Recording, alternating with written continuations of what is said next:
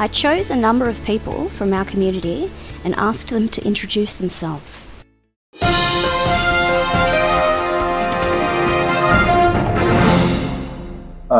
The first person I introduced was Rabbi Ralph. I chose him because he had written a piece praising Margaret Thatcher after she died. I've been in this position for several years, and we're what's called a modern Orthodox congregation or community with probably about 1,500 members situated in the heart of the Jewish area of Caulfield. When I first heard the name Mary Delahunty, I said, wow, I'm getting a celebrity for my film. Hence it was the wrong Mary Delahunty. My name is Graham Eileen. Graham Eileen is a great guy. He reminded me of my grandfather. He is a typical working class man, the last of his kind. As you see in his interview, his family life played an important part of his political journey, and I wanted to put that across in this film. Both in the John Cain era in the 1980s and during the Brax government of the 2000s.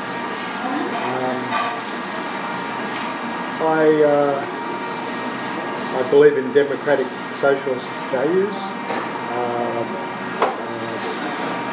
helping working people, and the idea that people at the bottom deserve a good go, but at the same time we need to create jobs and have a vibrant economy to help overall. And I come from a family that was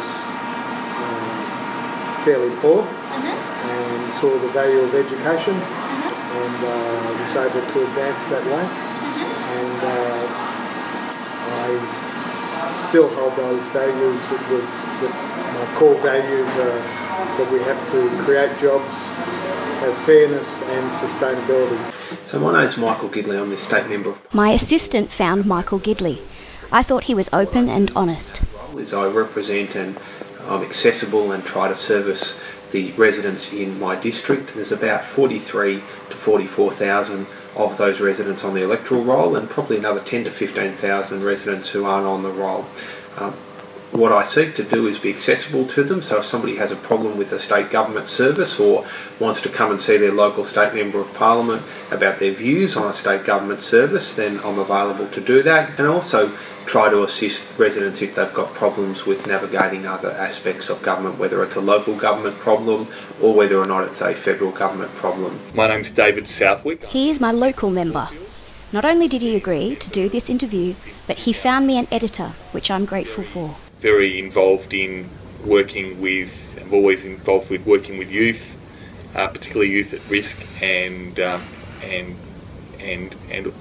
ultimately my focus and aim in life is trying to make some positive contribution and leave our world in a better place than certainly when we found it. Fundamentally, I mostly see myself as libertarian. I believe that the less... I thought he would be the devil incarnate, but he's not so bad. I ended up agreeing with a lot of his views. My carer used to date one of his friends, and that's how I came across him. In my opinion, I would say I'm capitalist. It's someone that invests or uses their capital to try to better their lives and has a free hand at doing that. Traditionally, whereas when you associate someone or when you hear the word communist or socialist, it's when its government intervenes into people's lives to try and make things more equal and more spread. That is not the way I believe it's the best way to run a society, nor in any example that I've seen throughout history and researched in has that ever really worked to the benefit of the greater good of populations. Conservatism still does believe in certain values that a government exposes and tries to project on society, such as no drink, such as restrictions on serving of drugs or alcohol, or banning of drugs and alcohol, interfering in people's social life, saying who can marry, at what age they can marry, and those type of things. A libertarian believes that while in some cases some government intervention is necessary and is essential, you can't do without it, the less government intervention in social lives, the better. So as a libertarian, I'd say I don't care about gay marriage, I don't care about pornography, I don't care what anybody else does, as long as it does not directly impact on the freedoms of anybody else.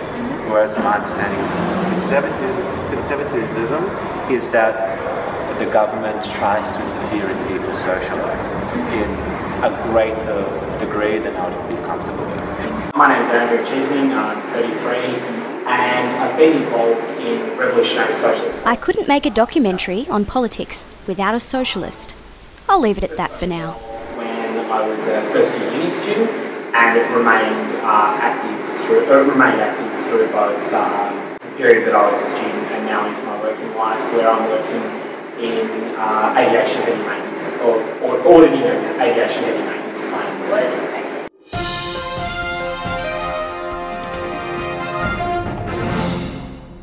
Well, I grew up in South Africa where I always found South African politics to be very interesting, but as this movie is about right-left politics, I couldn't dwell on it. shaping it. Rabbi Ralph is a very interesting man.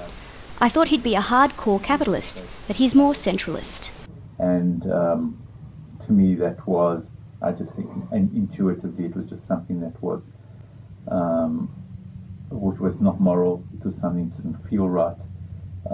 Even before I could articulate it, I became a teenager, it became clear. As I became a teenager, I suppose I became more aware of being able, more capable rather, of being able to articulate the injustices of the apartheid system. The time that I left South Africa when I was very young, but I was starting to get involved in the anti-apartheid and social justice. And social justice issues have always been important for me. Well, I grew up in South Africa I wasn't born in South Africa, I was born in Zimbabwe, but I grew up in South Africa from age of a child, from about 7, and I was there for my teenage years. I left when I was in my mid-20s. I've always had it taught to me that politics is a platform where things can get done. So it's very attractive to me. I don't have a very cynical view of politics, obviously, as I've entered into it at the local level. Our family has a long history of political involvement and public life, and that has, I think, that fostered a lot of dinner table conversations. As you can see, politics can run in families. Just like in other professions, if your dad's a cop, it's likely you'll become a cop. If your dad's a doctor, it's likely you'll become a doctor. So children of politicians are more likely to become politicians. I found it funny to find both Liberal and Labor Party followers in one family. Christmas dinner must be interesting. Both on my mother's side and my father's side have a long history of involvement in local government. My brother is at the moment a councillor for Colac Otway Shire Council, and my mother's uncles, I think there were 3 of them at one time on local council. My first cousin is Dennis Napthine, and so he's obviously come from a different side of politics, as has a lot of my family. I think we figured it out that the women are sort of left and the men have gone kind of right. So I think the kind of the family joke is if none of us turned up on election day, I think the results would still be the same. I think we just turn up and vote and net each other out. But it shows that that this sort of activism can be fostered at a really young age, and that when there is family involvement, you do get this hopeful kind of notion of politics, and you don't get cynical at all about what it can do. My first introduction to politics, I guess, was through watching news and current affairs. At primary school, when I was at primary school, there was a program called Behind the News, BTN. BTN was my favourite program at school. Like Michael Gidley, it was one of the ways I learned about politics. Like Michael, I watched it at school. I still remember watching it in the library. You can hear a noise in the background that is me exclaiming as I remembered. I remember when I was in high school, this was pre-internet. There was a drawer of folders, a filing cabinet in the library, and in it were files of newspaper articles. And if a student wanted to look up a topic, i.e. on refugees, they would go to the librarian's filing cabinet and get out the refugee file. I wonder if the drawers are still there, but I doubt it. Government can do, but certainly the very limitations that government has in some areas. Well, I was influenced to some extent from family. My father was involved, and David may be a Liberal, but he's still a mensch.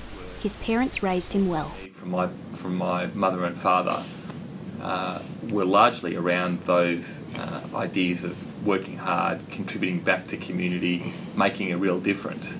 And those values of a hand up, not a handout, was really something that resonated strong with me. And for me, that whole opportunity of free enterprise and encouraging that environment was something that was really where I wanted to be in life. And the fact that the Liberal Party does allow people from all different areas to get involved and do things, and ultimately not controlled in what you think and what you do, but allow you to express yourself freely, is something that really has always resonated strongly with me. When I was quite young, must have been about 5 years old, my father had an industrial accident when he accidentally... Unfortunately, workplace accidents are quite common. It happens all the time, like the 2006 Beaconsfield mining accident. That's why unions are important, but we'll get to that later. For the rest of his life, that was a problem, and he died at 49 years old. And I remember that it was really tough times. I went to live with my grandparents for a period in the Blue Mountains outside Sydney. And I remember also a time when I was 10 years old, and my father took me off to the cricket in Sydney, and he got very sick on the way home on the train, and he had hepatitis, and had a long period off work. But a week or so after getting hepatitis, his boss had come around to say, "Don't worry, Alan, you'll be taken care of. When your sick leave runs out, you can go on your long service leave." Oh, that's really nice. And I remember standing at the door thinking, that's outrageous. It's his own leave, and he'll have to use it for being sick. And all my life it influenced me to the view that permanent employees, if they get sick, they should be able to keep being covered by sick leave. Equally, employees shouldn't take sick days off unless they're really sick. Yeah. Because that's two sides of the one coin. I don't think I've ever had a career in politics.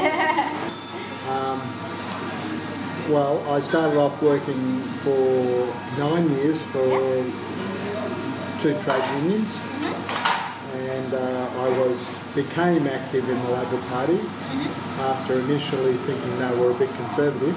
I became active in late 1975 when I was impressed that the Whitlam government tried to do what they said they would do, even though things went wrong.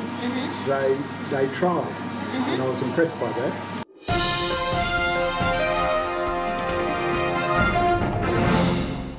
The Labor Party to me represents progress but also fairness. It's about building a society and a community that is premised on... I always voted Labor, never Liberal. I believe in the same kind of views as Mary. As Mary said, Labor represents fairness, and I think that's true. Fairness for the working class and the less able in society. About dignity, about fairness, and it still holds true for me. I think it's probably down to both sides. I think the biggest problem with politics is I also agree with Mary that we need to invest in the future, and especially education. I always had a strong belief in education. Education is a vital key for lifting people out of poverty, but I'll go more into that later. Unions are important, but I'll go into that later. The main problems are not being able to take grand steps in seeking different revenue bases. And it's potentially because their politics lie in the area of being a small government and in the area of not wanting to upset, I guess, traditional friends in where those revenue sources need to come from. I think it's not so much a common misconception, or is something that is perhaps a common argument that's used against the Labor Party, and that is this whole notion that it is ran by the unions, or that somehow that is bad. The union movement comes obviously from, the ability for workers to organise. There was nothing bad about the Labor Party having ties and strong ties to the union movement, and that I guess it's almost a soundbite that can be used against the Labor Party in some way, because unionism is a little bit misunderstood, is a little bit out of favour, is not as fashionable as it used to be. That's probably one of the greatest brand threats that we face, but in my opinion, we should never step away from the Union Party roots. They are incredibly important, and they speak to very much the country that we're trying to build. Well, the Liberal Party is primarily focused on advancing the interests of our state and our country and its people. So some of I've always been a supporter of small businesses, ever since I watched Dragon's Den. Michael's right. We need small businesses to pay more taxes. The problem is, big businesses also need to pay their fair share. But when you evenly maintain that, you're called a Marxist lefty. Liberals always maintain we the poor should pay more tax. But when Labor tried to bring in a mining tax in 2010, Liberals lost their minds. Community is firstly for government to be able to deliver the services that assist people. You need a growing economy, because governments are primarily funded through taxes. So if people don't have the opportunity to work in a role and derive an income, not only does that affect them personally, but it obviously affects the capacity of the state to be able to provide vital services that it needs, things like health services, things like education services, things like police services and roads. So we've got an economy that is certainly growing in Victoria, but it is a slow period of growth compared to other decades past. So one of the challenges is to ensure that policies are put in place that promote a growing economy. I would say that the fundamental difference between the Labor and the Liberal Party is that the Liberal Party is a very, very broad church, if I could use that word. Why is that different from the Labor Party? The Labor Party is also a broad church. One of the areas the Liberal Party can do more of is helping small businesses. Don't ask me how, I'm not an expert, but I believe that big businesses can oversaturate the market. We need to regulate the problem. The Liberal Party are against any type of regulation, so I don't know what the solution is. Really go out and go after things. The Labor Party has always had a very strong, if you like, more of that regulated environment, controlled environment. I think one of the things that the Liberal Party addresses is that opportunity of being able to look at how we as a society can ultimately develop into the future, and particularly we've got some real challenges here in Victoria and in Australia.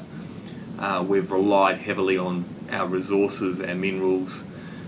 We haven't really invested in the sorts of jobs for the future, and I think out of any political party, the Liberal Party is the best position to be able to invest in that and to create policy that ultimately is going to encourage the private sector to establish themselves, to further develop themselves, and ultimately to invest in those jobs for the future.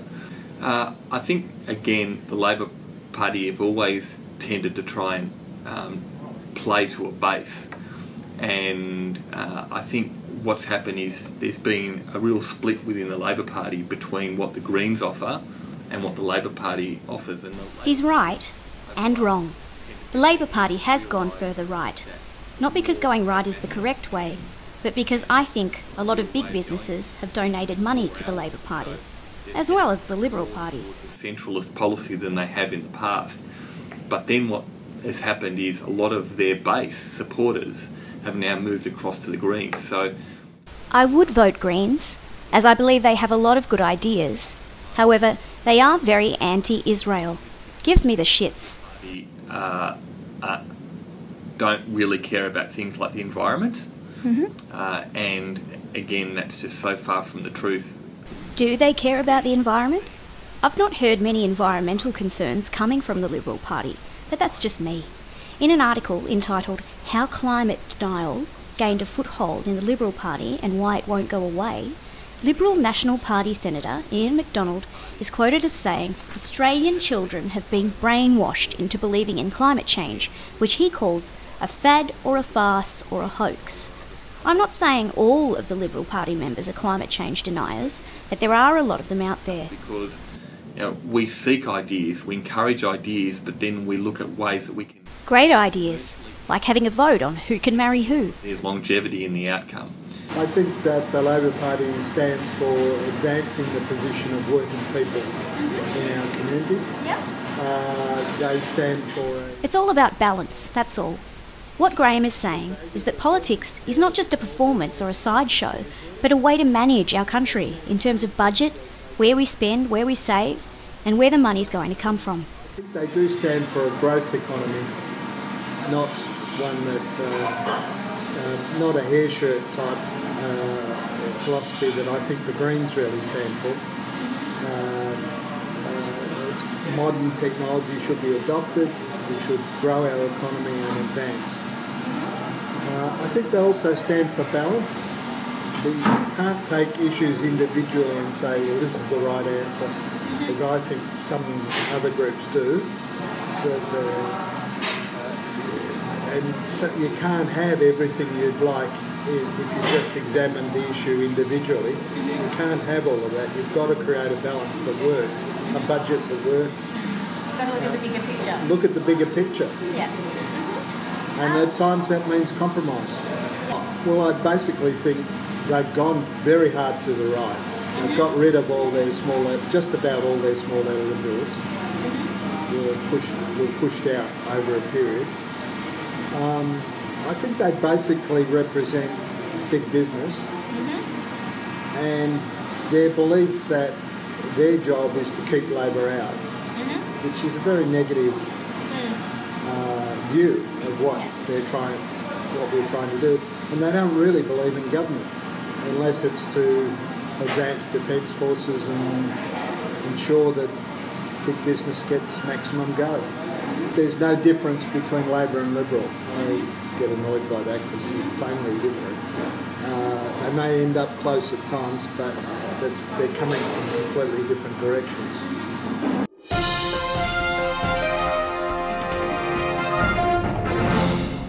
Well, I think capitalism doesn't... Like I said earlier, the reason I wanted to interview Rabbi Ralph is because I thought he was a hardcore capitalist, but it turned out not to be the case. It can address social problems and it can help ease some of the... I know that I think capitalism, because it can allow the capitalists, and many of the capitalists in our Australian society are our greatest philanthropists. So I think philanthropy can be a tax dodge, but it could also do a lot of good. For example, as Ralph pointed out, the Gates Foundation has helped many people all over the world. Benefactors, whether it's, here, Richard Pratt or Pratt or Gandel, John Gandel, in the Jewish community and the wider community. I'm just thinking through their capitalism. They are addressing many of the inequities in our society, and they are helping research, and they are helping education. So there are many ways that capitalism can help people grow and develop. It's control, it's authoritarian control of the lives of people. The issue of communism is a personal one for me. My father's family escaped communist Hungary. It was very difficult. In fact, my grandmother was so sick she suffered a miscarriage. That is part of the reason why I wanted to make this film. Because of that. Even though I'm left-wing, I see the dangers of communism just as much as I see the dangers of capitalism. It can encourage greed, and greed at the cost of everything else. Is that greed and selfishness and the selfish pursuit of money and materialism for its own sake. There is a big myth that all members of the Labor Party are communists and all left-wingers are communists. I think Mary Delahunty does well to dispel that myth. Yeah, certainly, it's been identified by the very architects of the idea itself that it's not something that can really ever work. It doesn't ever take into account how humans behave. And so it's a beautiful idea, this wonderful notion that we can share everything, that everything is everybody's. And I'm certainly for the idea of big government. I think government has a role to play, but there's a balancing act, and we've just got to keep trying to find it. Well, the party that I come from has a tradition of both a conservative tradition and a libertarian tradition there. It's some refer to it as a broad church. And that's one of the strengths of the Liberal Party of Australia, that it does have both conservatives as well as those who are libertarians. I'm a conservative myself. Yep. And one of the really good examples, in my view, of where a conservative approach rather than a change for change sake approach would have. For once, I agree with Michael. I went to a tech school and loved it. Joan Kerner was wrong, and in fact, it was a watershed for the Liberals, who closed many more schools as well. Technical schools allow students who don't fit in to a mainstream school an opportunity to grow and discover their talents. Told that they were too conservative and that they needed to change and progress, whereas history has shown us that closing those technical schools has caused immense damage not only to individuals but also to the economy. So if a conservative approach of somebody needing to clearly and effectively outline a need for change rather than just change for change's sake was taken, we would not have been in a situation where we would have lost those technical schools, in my view. That is exactly what communism is. It says how much money people can make and what food they can buy. I heard horror stories from my grandparents. Not all communist countries start off like that. You look at Venezuela, where it first became socialist. People were happy, but the government went a little too far and went on a power trip and declared war on capitalism, and now it's in decline. That have done exactly this. You've had the USSR after about 1927, it's sort of hard to say when, but by 1927 it's unambiguous that this was the case. You've had China throughout pretty much all of the time since between Mao's rise to power and perhaps about 1990, and to varying degrees you've had other, North Korea, the most extreme example of it. So yeah, I think that's the first misconception that comes to mind about socialism. The second, I would argue, is more a misconception about... I think it is not a matter of greed. People are individuals with different needs and talents, and frankly, I don't think it's a crime to be rich as long as you don't dodge tax or exploit workers. It's competitive, and therefore society can't be organised any other way. I guess when reading different books and listening to different opinions and having different discussions, those were... I kind of agree with what Gary is saying, but I kind of don't. I think governments have a role to play in providing people opportunities to get ahead. Like David Southwick said, a hand up, not a handout. For example, free public education, free libraries, and there should be a law if your parents earn below a certain amount and you get a certain score on your final year of school, you should go to university for free. You should let people live their own lives and function in their own way without any impediments. And capitalism agrees more with equality of opportunity rather than equality of outcome. The best problem that capitalism addresses is how to turn black age, dark age society into a normal modern society. Capitalism is the best way to bring people out of poverty, it's the best way to create goods, it's the best way to create services, it's the best way for...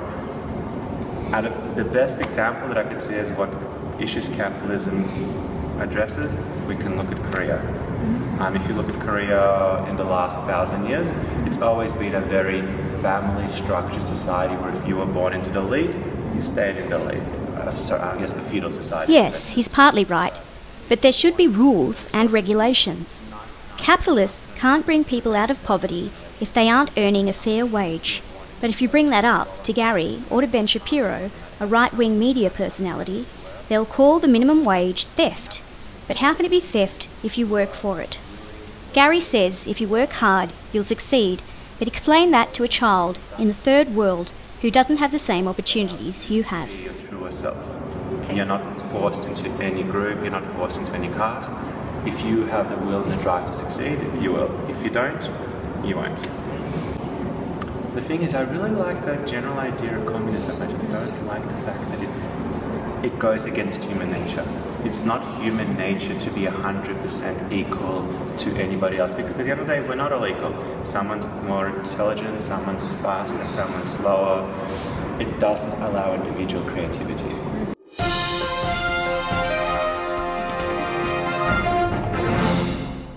I support unions, I really do. However, I do think there is corruption in the union system.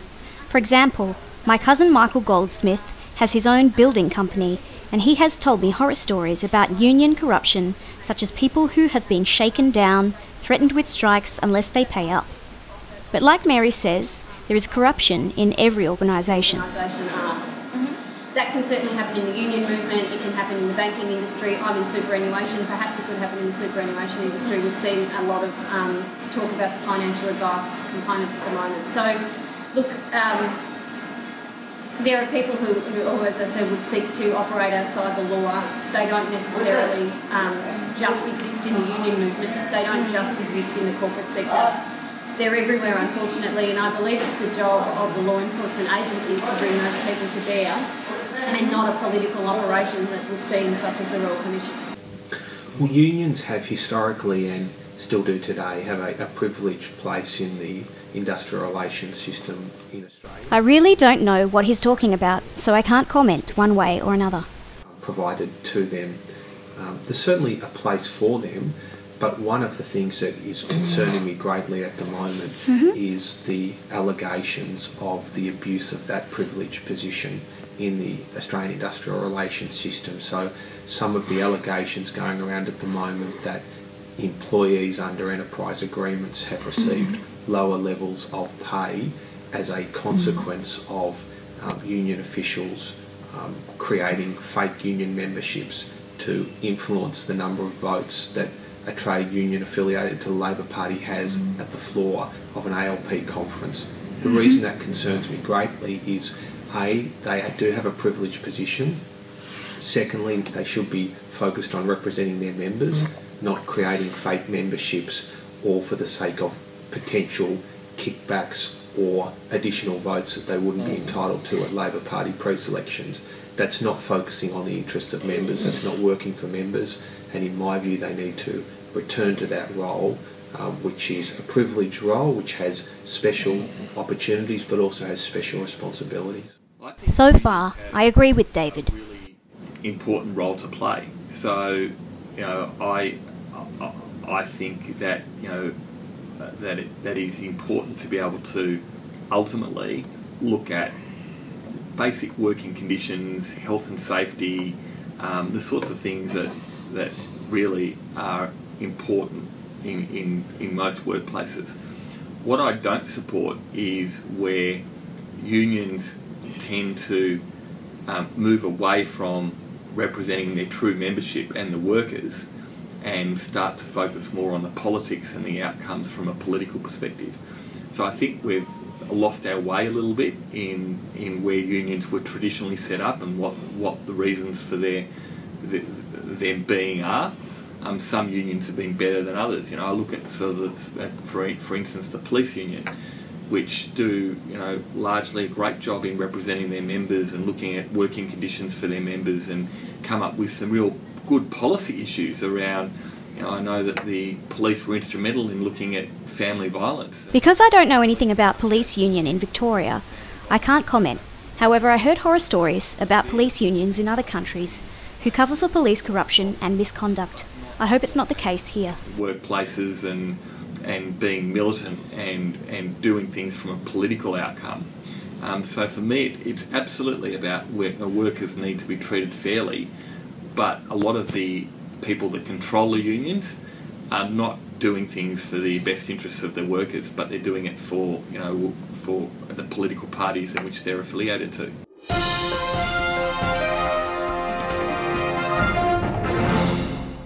I agree with Gary. People who are able to work should be working and trying to lift up society. Unfortunately, there are too many people begging on the dole when they should be working to improve their lives and their families' lives. But it's not always easy applying for jobs. Has the ability to fend for themselves takes public resources to their benefit. So whether it be someone that can afford to go to university but still takes free loans and still takes free education which is provided to them by the government, someone who lives in a free bedroom place in Caulfield and earns 150 grand a year but still goes to a well-billed doctor, it's someone that is still leaning on society. They're taking away and using government resources and while not laying something out. A lifter is someone who basically does things for themselves, by themselves. Again, nothing wrong with community support, nothing wrong with family support, nothing wrong with relying and using your friends to the benefit, but don't rely on people that don't have a choice, such as don't take money from the public funds unless it is absolutely without any other choice, essentially.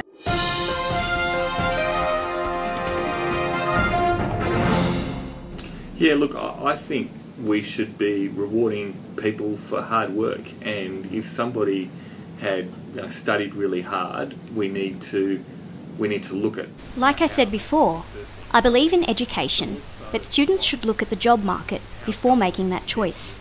You don't want to get a teaching degree and find out there aren't enough jobs for all the graduates being churned out.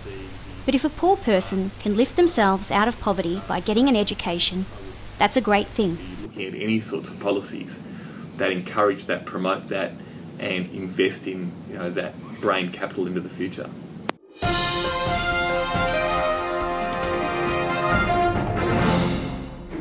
That's the reason I can't support socialists like Andrew. They have good ideas, but they don't recognise Israel's right to exist. Mum nearly walked out of the movie when she heard that part. I think it's important to show views like this so we can denounce them. The opinion of the current situation is that the whole foundation of the modern Israeli state and the mass expulsion of Palestinians was basically a cynical ploy by the British, both by, well, to a lesser extent by anti-Semites within the British establishment that wanted Jews out of England and out of Europe, and therefore said, oh well, we don't want them here, let's send them off to Palestine. But more importantly, it was about establishing a Western-dominated statelet in the Middle East that could be trusted to project force. There could basically be an unsinkable aircraft carrier for the British, and then when the British fell from world #1 power, and the United States ascended, it then became America's unsinkable aircraft carrier in the Middle East. And if you look at the history of Zionism, like the political ideology that says that Jews should abandon any roots that they've set down in the West, surrender in the fight against anti-Semitism, and move to Israel and conquer Palestine and establish a Jewish-only state there. I think that it's both a militaristic and a racist doctrine. Now, this certainly doesn't mean that I have any sympathy for people that say that all Jews are to blame for the actions of Israel in attacking Palestinians. I think that's a reprehensible argument, and I think that the only way to a lasting peace and a just peace is for that one-state solution that I outlined before. Now, I'm not saying rightly, not saying wrongly, I'm going to try and be as objective as humanly possible. Israel exists as a Jewish state. The Jews that live in Israel wanted to exist in a Jewish state. They, for many reasons, have no alternative but to live in that one place, mostly because there's not that many other places in the world that will take them. I, for one, know that my family don't want to have a quarter-acre block in Auschwitz. We don't have a choice. As a Zionist, I agree 110% with what Gary is saying. If that makes me a bad person, so be it. My grandparents were Holocaust survivors, so I can understand where Gary is coming from. Which is, they don't want Israel to exist as a Jewish state. They want Israel to either be completely wiped off the map, and they've tried many times, or at the very least for the Jews to be a very small minority. Hence, there's two very conflicting views. The Jews want to live in this Jewish state in peace and harmony as best as they possibly can. The Arabs, for whether rightly or wrongly, don't believe that Israel should exist as a Jewish state and want to wipe that off the map. Hence, two very, very conflicting sides. I believe in a two-nation state. I believe that there is a two-state solution there. I believe we have to keep striving for it. I believe that Israel has every right to defend itself, and I believe that there is absolutely no easy answer. I thought it would be a nice way to end with Mary's statement. It's between Gary and Andrew. I think it's somewhat naive, but pleasant. Both groups of people need to be partners in that effort, and I don't think we've seen any real steps towards that for some time, which is disappointing. And I think in our lifetime, we do need to make incremental progress towards peace in that region. But it might take generational change before we see some sort of true act of partnership for that to happen.